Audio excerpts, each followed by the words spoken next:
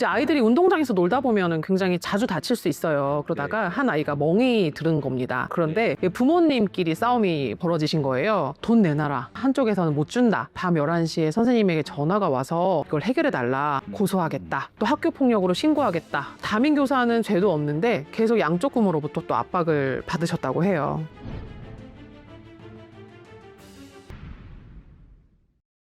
요거는 이제 학교 내에 안전사고인 거잖아요. 누가 고의로 한 게 아니라 부모님들 입장에서 우리 아이가 학교에서 다쳤다. 학교 아니라 어디서든 다쳤다 그러면 속상하시죠. 그래서 속상한 마음은 아는데 그야말로 우연한 그런 충돌이 발생해서 사고가 발생했는데 여기에 대해서 교사에게까지 민원을 제기하는 이유는 뭘까요? 그 학교와 교사가 모든 거를 책임져야 된다라고 좀 생각을 강하게 하시는 것 같습니다. 이제 사안에 따라서 실제로 학교나 교장, 교사에게 책임이 있는 경우가 있을 겁니다. 우리 법원이 뭐 인정한 사례들도 있고요. 자, 그러면 학교 내에서 안전사고가 발생했을 때 학교장이나 교사에게 책임이 있다라고 하는 범위 어디까지인지 그걸 한번 좀 살펴보도록 하겠습니다. 92년도 판례인데요. 책임과 관련해서 판단 기준을 몇 가지를 제시합니다. 첫 번째는 교육 활동과 얼마나 밀접하게 관련되어 있느냐, 밀접 불가분성입니다. 그 다음에 이제 두 번째는 예측 가능한가 하는 예측 가능성입니다. 교육 활동의 때와 장소가 어떠냐, 가해자의 분별 능력이나 이런 것들이 어떠냐, 과거의 행태나 가해자하고 피해자가 서로 관계가 어떠냐, 이런 것들을 종합적으로 판단해서 예측 가능하냐, 요거를 봐야 된다. 교육활동과 밀접 불가능성이 있고 예측 가능성이 있는데 사전에 방지하기 위한 노력이나 안전조치나 안전수칙이나 이런 것들을 소홀히 한 게 있다. 이러면 교장과 교사가 책임이 있다. 하지만 예측 가능하지 않은 사고다. 그러면 여기에까지 교장이나 교사의 책임을 묻기는 어렵다. 판결이 있습니다. 대법원 판례 92년도 요게 좀 구체적으로 어떤 사건인지 요걸 한번 좀 살펴보도록 하겠습니다. 요거는 고등학교에서 일어난 일입니다. 점심시간에 장난을 치다가 의자를 걷어차가지고 뒷머리 부분이 이제 교실 벽에 부딪혀서 상해를 입게 한 이런 사고입니다. 우리 대법원은 왜 책임이 없다고 판단했을까요? 제가 볼 때는 예측 가능성이 좀 낮고 또 학교에서는 좀 통상 발생하기 어려운 사고라는 생각에서였지 않았을까. 맞습니다. 예측 가능성에 대한 여러 가지 판단 근거들을 이제 대법원이 판단을 해본 겁니다. 가해 학생이 18세 6개월이다. 당시에 분별력이 있다. 그리고 평소에 온순하다. 피해자와의 사이가 원래 친했다. 그래서 이런 것들을 놓고 봤을 때는 담임 선생님이 특별하게 이상하게 봐야 될 것들이 없잖아요. 이 경우는 결국 돌발적이거나 우연한 사고다. 교장과 담임 선생님의 보호감독 의무 책임을 물을 수는 없다. 다음으로 97년도 판례를 하나 같이 볼 건데요. 이게 너무 안타까운 판례예요, 사실. 아이가 교실에서 실명을 했습니다. 얼마나 끔찍한 사건이에요. 초등학교 6학년인데 한 학생이 다른 학생한테 아크릴판을 요거를 던져가지고 다른 학생의 눈에 맞아서 실명을 한 이런 이제 안타까운 사건입니다. 2심 고등법원이죠. 여기에서는 교사의 책임을 인정을 했습니다. 아크릴판이라고 하는 것이 모서리가 뾰족하고 그다음에 이게 플라스틱으로 돼 있는데 뭔가 아이들끼리 장난을 치다 보면 그럼 아이들이 심하게 다칠 수도 있는 거 아니냐. 철저하게 주의를 줬어야 되는 거 아니냐. 그런데 이것을 교사와 교장이 게을리한 거다. 대법원에서는 이제 고등법원의 판단과는 좀 다른 판단을 내놨어요. 예측 가능성을 인정한 거는 과도하다. 피해자는 11세 8개월이니까 학교 생활에 충분히 적응을 했다. 아크릴판을 던진다든가 이런 행위를 하면 다른 애가 맞으면 아플 수도 있고 다칠 수도 있는데 이런 정도 분별 능력은 있다고 본 거예요. 가해 학생의 평소의 성품이나 활동이나 행위나 이런 것들을 보니까 사교성도 좋고 둘 사이의 이 관계도 친한 관계였다고 하는 거죠. 그러니까 이거는 우연하고 돌발적인 사고다. 책임을 물을 수가 없다. 이렇게 판단한 겁니다. 등교하라고 하는 시간은 몇 시 정도까지인가요? 보통은 8시 40분부터 9시 사이에 오세요라고 하는데 이제 아이들이 엄마가 일찍 일터에 가시니까 일찍 오고 싶어 해요. 사실 이게 학교에서만이 아니라 관공서나 은행이나 카페나 음식점의 문을 열었어요. 그래서 손님을 받아요.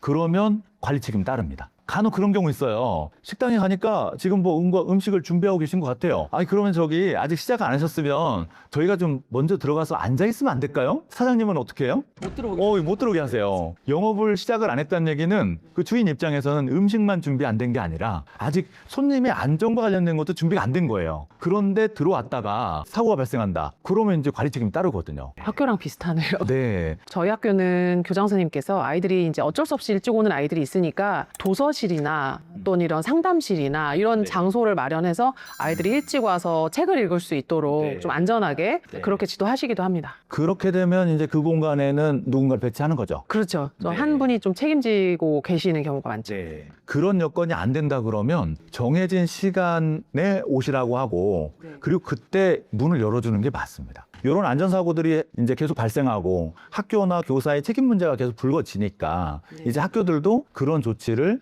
취하기 시작한 거죠. 학교에서는 안전을 위해서 문을 조금 늦게 열어주게 될 경우 네. 학부모님들 중에는 우리 아이가 갈 곳이 없다, 내가 집에 없어서 여기서 민원을 제기하시기도 하거든요. 사실 우리 사회가 약간의 합의와 준비도 좀 필요합니다. 미국에 있는 학교나 이런 데들은 아예 칼같이 건물에도 못 들어오게 합니다. 네, 건물 문을 아예 닫아놔요. 정해진 장소에 가서 기다리고 있어야 돼요. 거기까지는 부모의 책임이에요. 그런데 이제 우리는 그게 안 돼 있잖아요.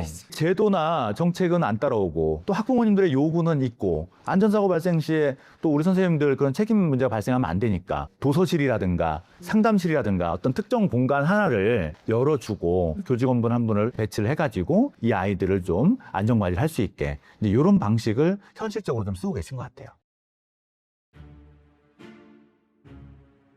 충분히 설명을 드렸는데도 학부모가 이걸 받아들이지 않고 지속적으로 욕을 한다. 특히나 폭언이나 욕설이나 폭력이나 이런 문제 행동들을 좀 보인다. 교권 침해에 해당이 될 수도 있고요. 또 다른 법적인 제도적인 조치가 따를 수도 있습니다. 최근에 지금 민원과 관련된 정책들이 많이 나오고 있는데 마련된 정책 중에 정당한 민원을 정해진 절차대로 진행할 경우에도 학교에서 거기에 대해서 충실하게 답변을 했다. 그런데 이게 3회 이상 반복이 되면 그럼 학교에서는 더 이상 드릴 말씀이 없잖아요. 그러니까 이 경우는 교육지원청으로 이관을 할 수 있다. 선생님들과 부모님들이 함께 좀 알아두시면 좋을 사항이 있습니다. 아이의 분별 능력이라든가 이런 능력들이 조금 더 낮은 아이가 있다. 그러면 이때 교장과 교사의 이 보호 의무, 그 다음에 관리 감독 의무는 어떻게 될까요? 커질까요? 낮아질까요? 당연히 커질 거라고 생각합니다.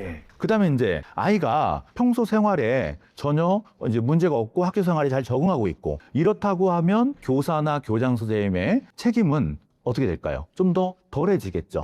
아이의 연령이라든가 발달 상태라든가 이런 것들을 봐서 뭔가 특별히 주의를 기울여 주고 특별한 보호 조치가 좀 필요하다. 다른 아이들에 비해서 분별 능력이라든가 자율 능력이라든가 이런 능력들이 조금 떨어지는 것 같다. 그러면 그 아이에 대해서는 좀 더 주의를 기울이셔야 되고 그러지 않았을 때는 교사의 책임 부분이 좀 더 무겁게 물어질 수가 있다. 우리 부모님들도 이제 아이가 다쳤으니까 얼마나 마음이 아프고 속상하세요. 학생 간에 발생한 돌발적인 사고, 여기에 대해서는 학교나 교사도 같이 마음 아파하고 있어요. 함께 이 문제를 해결해 나가는데 오히려 협조를 구해야 되는 거죠. 선생님들도 이런 유사한 사고가 발생하지 않게 다른 학생들에 대해서 또 안전사고 예방 교육을 더 철저하게 시킨다든가 그런 부분들을 좀 함께 믿고 그리고 같이 가졌으면 좋겠습니다. 우리 선생님들이 우리 아이들의 안전사고를 막기 위해서도 그렇고 안전사고가 발생했을 때 우리 선생님들이 그로 인해서 정말 말이 안 되는 어떤 책임을 지는 일이 없도록 하기 위해서는 예측 가능성 부분에 대해서 철저하게 미리 생각을 좀 해두시고 그리고 평소에 이 부분에 특별한 주의를 기울여 주시라 하는 말씀을 드리고 싶습니다. 오늘은 교내 학생 간 안전사고가 발생했을 때 교장 선생님이나 교사에게 어떤 책임의 범위가 있는지 대법원의 판단 기준과 학부모의 무리한 요구 여기에 대해서 어떻게 대응하는 것이 좋은지 여기에 대해 살펴봤습니다. 교사는 자신의 권한과 책임의 범위를 학부모는 의견을 제시할 수 있는 수준의 한계를 명확히 하는 시간이었기를 바랍니다. 감사합니다.